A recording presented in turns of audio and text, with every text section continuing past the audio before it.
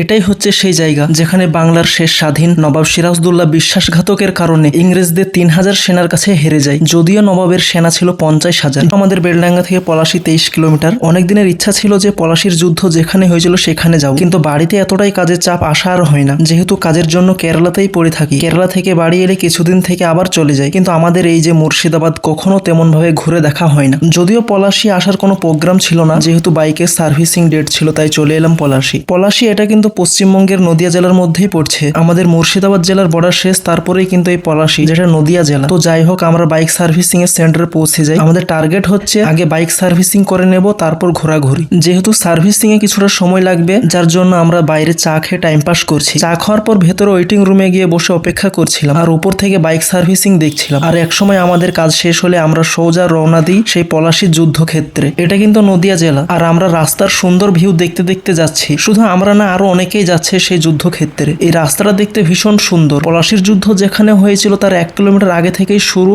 রাস্তার দুই পাশে সুন্দর সুন্দর গাছপালা, যার জন্য রাস্তাটা অনেক সুন্দর দেখাচ্ছিল। আর আমরা এইসব দেখতে দেখতে পৌঁছে গেলাম সেই জায়গায় যেখানে 1757 সালে 23শে জুন বাংলার শেষ স্বাধীন নবাব সিরাজউদ্দৌলার সঙ্গে ইস্ট ইন্ডিয়া কোম্পানির লর্ড ক্লাইভের যুদ্ধ হয়। নবাবের প্রধান সেনাপতি ছিল মির্জাফর। মির্জাফরের বিশ্বাসঘাতকতা আর ইংরেজদের কটু কৌশলের কারণেই এই যুদ্ধে হেরে গিয়েছিল বাংলার শেষ স্বাধীন নবাব সিরাজউদ্দৌলা। তো আমরা ঘুরে ঘুরে যুদ্ধক্ষেত্রে জায়গাগুলো দেখছিলাম। মির্জাফর ছিলেন নবাব সিরাজউদ্দৌলার প্রধান সেনাপতি। এই পলাশী যুদ্ধে মির্জাফরের আনুমানিক 45,000 সেনা ছিল, যারা নবাব সিরাজউদ্দৌলার বাহিনী হওয়া সত্ত্বেও চুপচাপ ছিল, যুদ্ধে এগিয়ে আসেনি। কারণ প্রধান সেনাপতি মির্জাফর হুকুম দেননি। তিনি এই পলাশীর যুদ্ধে নবাব সিরাজউদ্দৌলার সঙ্গে বিশ্বাসঘাতকতা করে। আর রবার্ট ক্লাইভের নেতৃত্বে ইংরেজদের সাথে হাত মিলিয়ে বিশ্বাসঘাতকতার পুরস্কার হিসাবে তিনি ইংরেজদের সহায়তায় বাংলার নবাব হন। তো আমরা পলাশীর সেই যুদ্ধের স্মৃতিসৌধ ঘুরে ঘুরে দেখছিলাম। আর আমি এখন এই রাস্তা ধরে সামনে যাব, কারণ নবাবের আরো 3 জন বিশ্বাসযোগ্য সেনাপতি ছিল।